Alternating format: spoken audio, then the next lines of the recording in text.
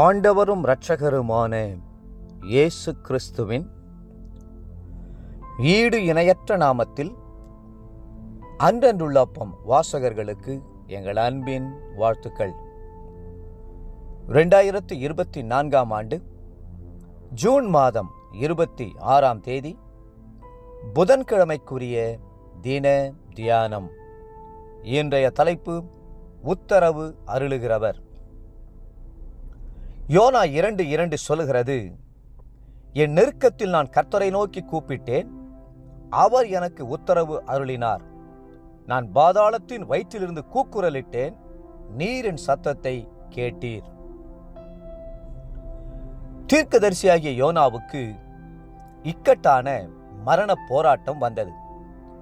என்ன செய்வதென்றே அவருக்கு தெரியவில்லை. தேவ சித்தத்தை மீறி தர்சீசி என்ற பட்டணத்திற்கு பிரயாணம் பண்ணினதினால் அவர் பயணித்த கப்பல் மிகுந்த சேதமடைந்தது. சமுத்திரம் அதிகமாய் கொந்தளித்துக் கொண்டிருந்தது. முடிவில் யோனாவை கடலில் தூக்கி போட்டார்கள். ஒரு மீன் யோனாவை விழுங்கினது. யோனா இரவும் பகலுமாக 3 நாட்கள் அதன் வயிற்றில் இருந்தார். அந்த சூழ்நிலையில் உங்களை வைத்து எண்ணி பாருங்கள்.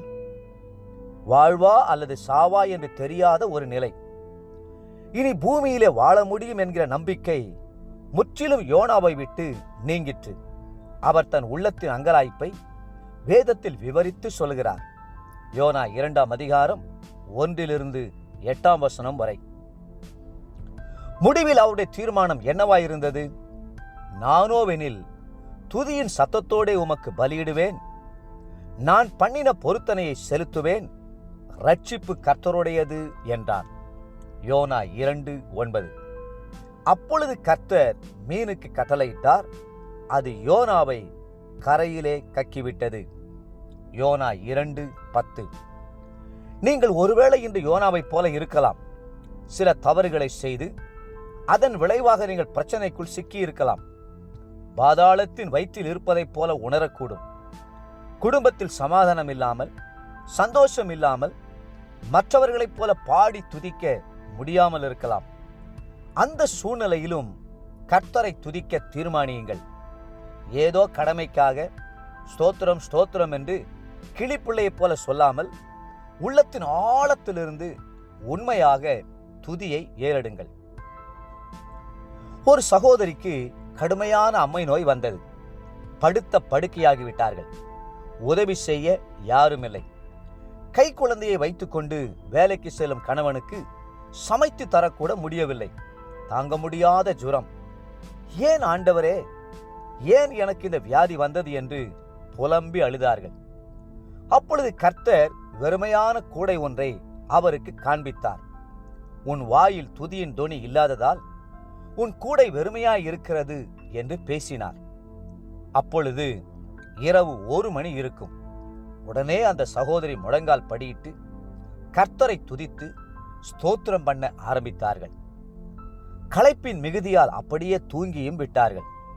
காலையில் எழுந்தபோது தன் சரீரம் முழுவதும் குணமாகி இருப்பதை கண்டார்கள். புத்துணர்ச்சி அவர்களை நிரப்பியிருந்தது. ஜுரமும் இல்லை, அம்மை நோயின் அறிகுறியும் இல்லை. ஸ்தோத்திரமானது தேவனை மகிழச் செய்கிறது. கர்த்தர் துதியின் மத்தியிலே வாசம் செய்கிறவர். உள்ளத்தின் ஆழத்திலிருந்து வரும் ஸ்தோத்திரத்திலும் துதியிலும் அவருடைய உள்ளம் களிகூறுகிறது. தேவப்பிள்ளைகளே, தேவனுடைய நாமத்தை பாட்டினால் துதித்து அவரை ஸ்தோத்திரத்தினால் மகிமைப்படுத்துங்கள்.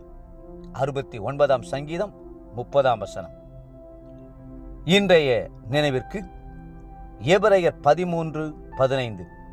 ஆகையால் அவருடைய நாமத்தை துதிக்கும் உதடுகளின் கனியாகிய ஸ்தோத்திர பலியை அவர் மூலமாய் எப்போதும் தேவனுக்கு செலுத்த கடவோம். இன்றைய வேத வாசிப்பு காலை யோபு 5, 6 மற்றும் 7 அதிகாரங்கள். மாலை அப்போஸ்தலருடைய நடபடிகள் 8 அதிகாரம் 1-25 முடிய. அன்புக்குரிய அன்றன்றுள்ளப்பம் வாசகர்களே, மீண்டும் உங்களை வாழ்த்துகிறோம். கர்த்தரை எப்போதும் துதியுங்கள். அவர் உங்கள் ஜெபங்களுக்கு உத்தரவு அருளி உங்களை ஆசீர்வதித்து மென்மேலும் உயர்த்துவாராக. ஆமென்.